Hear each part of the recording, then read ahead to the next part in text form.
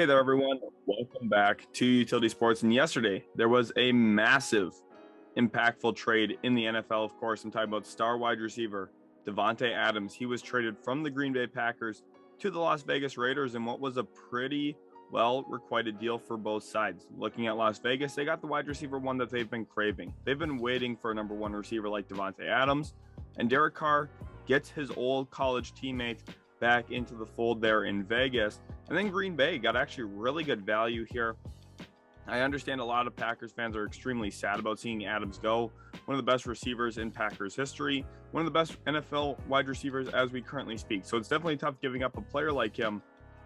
But simultaneously, they did get a first-round pick and a second-round pick in this year's draft. So they got really good value for him as a player. Think about when DeAndre Hopkins got traded to Arizona. All that Houston got was a running back in David Johnson who was aging and a second-round pick. And then you look at what Stephon Diggs got traded for from your NFC North rivals. He got traded for just solely a first-round pick. So the fact that you were able to get value for essentially the equal or the equivalent of Diggs plus Hopkins shows how good of a deal you really made here if you're Green Bay, because you did get two top 55 picks in this year's draft. And I do think it gives you quite a bit of flexibility in which way you go about the NFL draft. So today, we're going to be taking a look at the Green Bay Packers in their own mock draft, doing the first 4 rounds. Packers fans, if you're excited for the NFL draft now, make sure to leave a like and also subscribe to the channel so you don't miss out on more of our NFL mock drafts. One comes out every single Monday as a whole first round.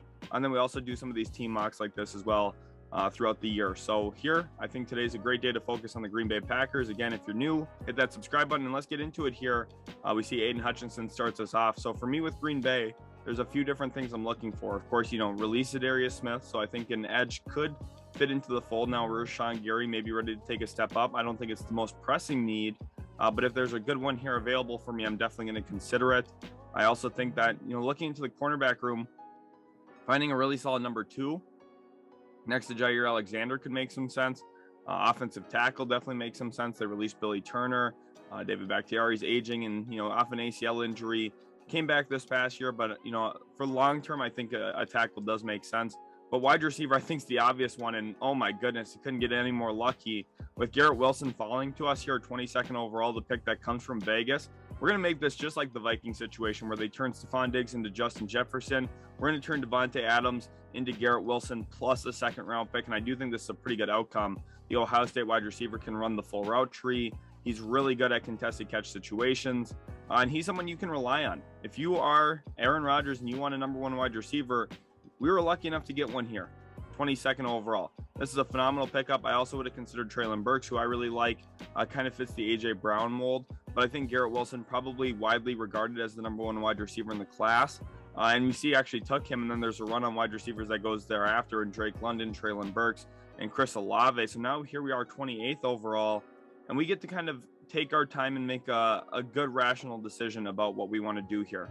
Linebacker Devin Lloyd, if we're talking about value, that's phenomenal, but they did just bring back Devondre Campbell, who had an all-pro season. So I don't see linebacker as the most pressing need. I don't see it being something they're going to take there. Edge is thinned out a little bit. I do like Boye Mafe from Minnesota quite a bit. However, do I think he's worth the 28th pick? Maybe not. He's more of a second-round guy for me. He's definitely been a riser throughout this year, but I think 28th is a little high for him. Kenyon Green, I am extremely interested in here. The Packers, I do think, could use a little bit more offensive line help, and he is a very athletic guard that could really help them. Bernard Ryman also here. I know it says his rank is 52. He's a better player than that. He probably will go in the 20s, so I would strongly consider him here as well.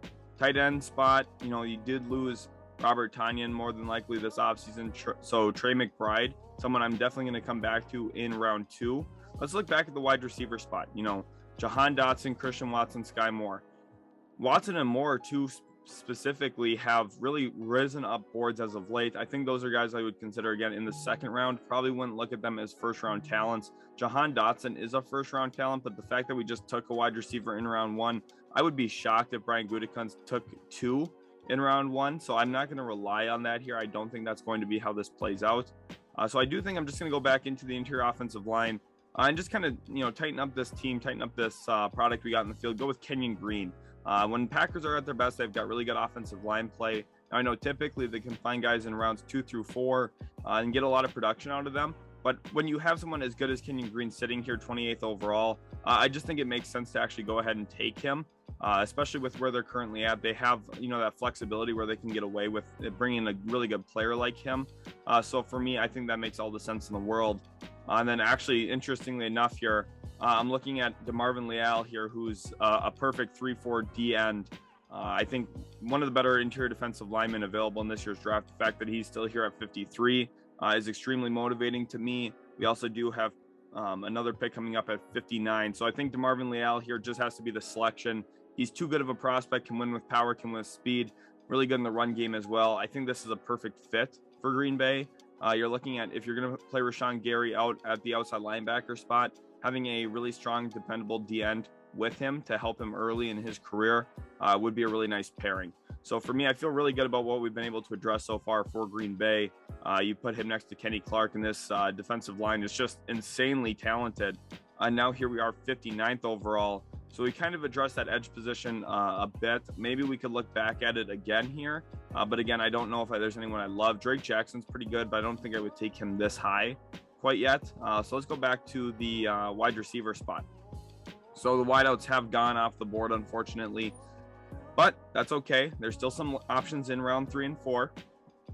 Let's go ahead back to the tight end room, and Trey McBride's still sitting here. And this is the spot where I would feel really comfortable taking him. He's really good in the run game. He's a finisher, but he's also someone who I could rely on as a pass game. Had a ton of targets, a ton of receptions, and a ton of yards this past year at Colorado State. I think he's a really good player and a really good prospect, and you put him into Green Bay and you're going to have a lot of success. I think you're going to be giving Aaron Rodgers someone who works better with him. We've seen Aaron Rodgers with the red zone type tight end, Jimmy Graham. You also look at Robert Tonyan, and sure, there's some success there in the red zone, but I think that you could have a little bit of a different story here. If you go ahead and take Trey McBride, you could use him more as a 20-20 type of tight end, similar to what Darren Waller is, but I think he's a better run blocker than Darren Waller.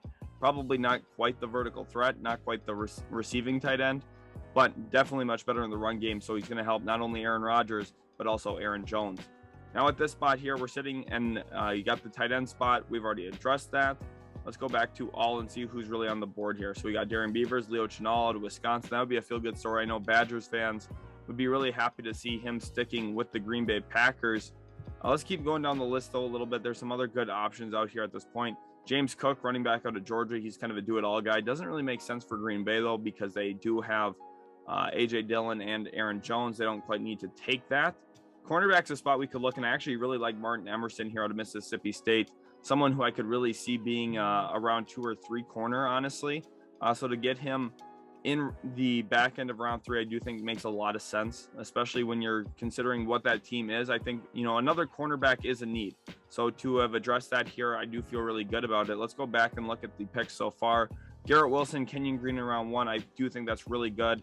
We actually go with another Texas A&M Aggie here, 53rd with DeMarvin Leal. Trey McBride out of Colorado State, and then Martin Emerson at the cornerback spot from Mississippi State.